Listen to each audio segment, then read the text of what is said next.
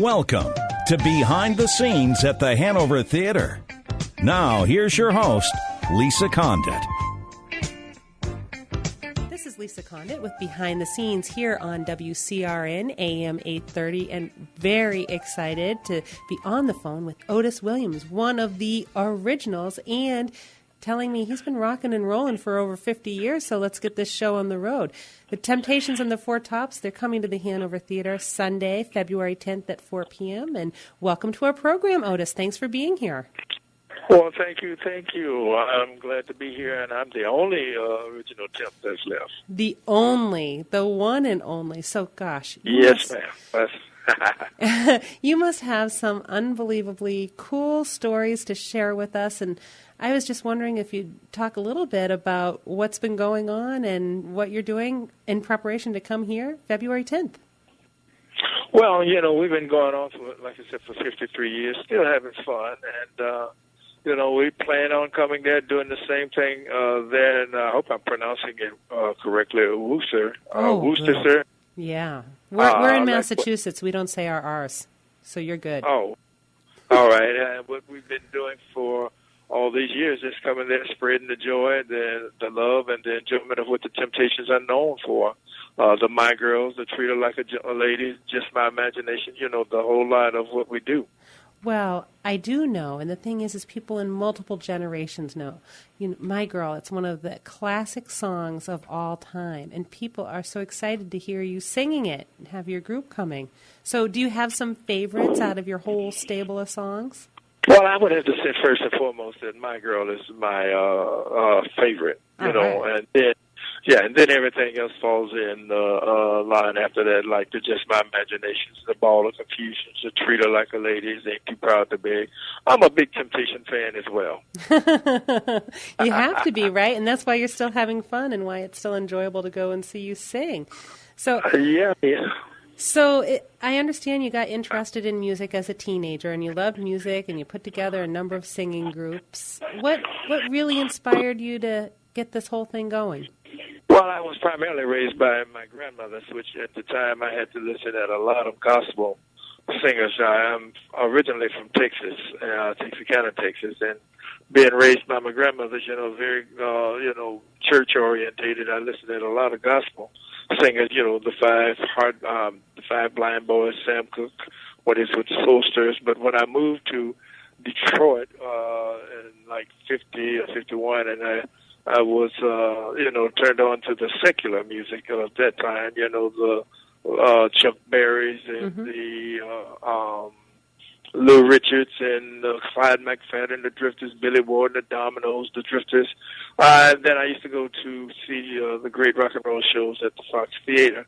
And when I saw the reaction of what the Cadillacs were doing, which was a vocal group, and they had command of 5,000 plus people there at the Fox Theatre, I said, that's what I want to do. And I was about 14 or 15 years old at the time. That was the start of it all. Wow. That's so fun.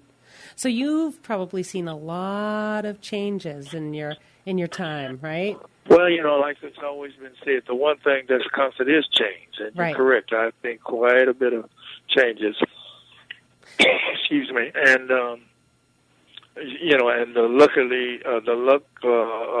luckily for the Temptations, we've been able to adapt to whatever the musical trends, call for at the time. And I think part and parcel, that's why we've been able to be around for all these many years, been able to do whatever was necessary music and performance-wise to continue to enjoy what we do. Oh, absolutely. So out of all the different changes, here in 2013, things are obviously really different than they were in 53 or 63, but what's one of the things that you think is most unique and helpful for musicians now?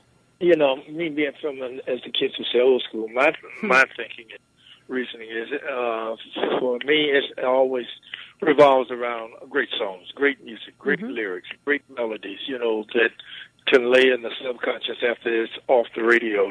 Those are the earmarks markings of having, great songs that will stand the test of time. Look at Motown's catalog. We talking about the late 50s, started out in 59. Here it is 2013, going to be 14, Lord willing.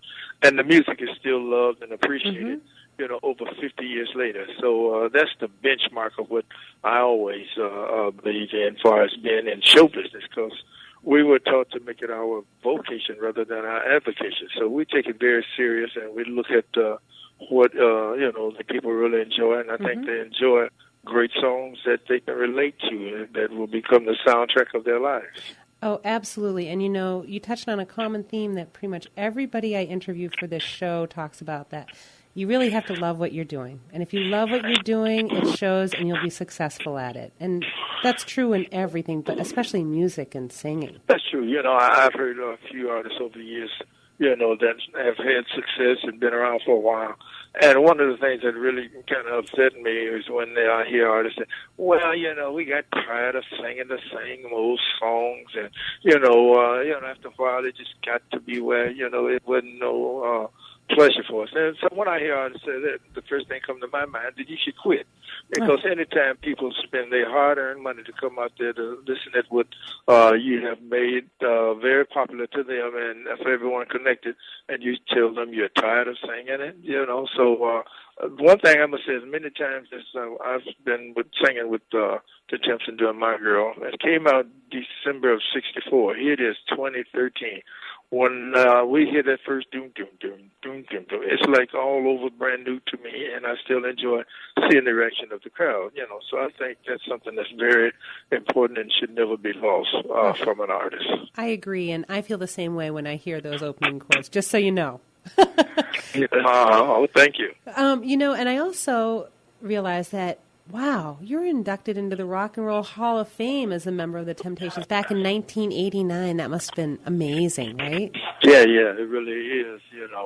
When you like a testament of something that will no doubt be around when we are no longer of this earth. Right. I feel the same way about when we got our name on the Hollywood Walk of Fame. Right. So it's a great honor that you can be, instituted in something that will, be around forever, possibly. And, I don't take it lightly, because when we started singing, we had no idea that we would have such wonderful honors bestowed upon us. So I'm very thankful and blessed. Oh, yeah, absolutely. And so I have to ask, this is kind of an off-the-wall question, but do they have little networking things for the people who are in the Rock and Roll Hall of Fame? Do you get to hang out with the other famous people at all? Well, at that time, sure. Yeah, we still do. It's kind of hard now because, we're scattered and we are so busy. Yeah. But during that time, we hung out with, our peers of that time and what have you. And it's a great feeling to be in awe of people that in some way or another have inspired me to do what I'm doing, So it's a great honor to do what I do and to meet people that I've long admired and got inspiration from.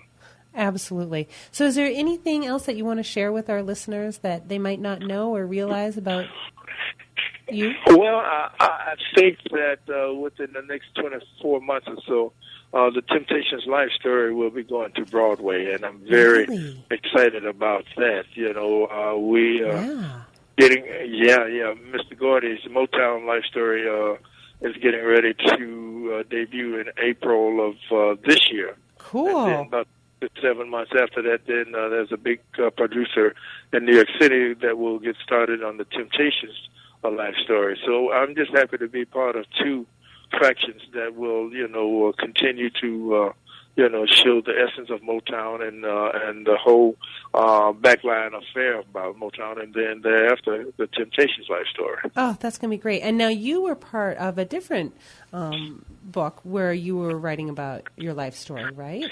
My book? Yeah. Yeah. Well, that's what the Temptations' life story will be drawn from. Oh, okay. It's, from my book about the Temptations. Yeah. Which came out in... I think it was 1988, maybe? Yes, 1988. And then... So... Was that made into did NBC do a miniseries on that? Yes, it is.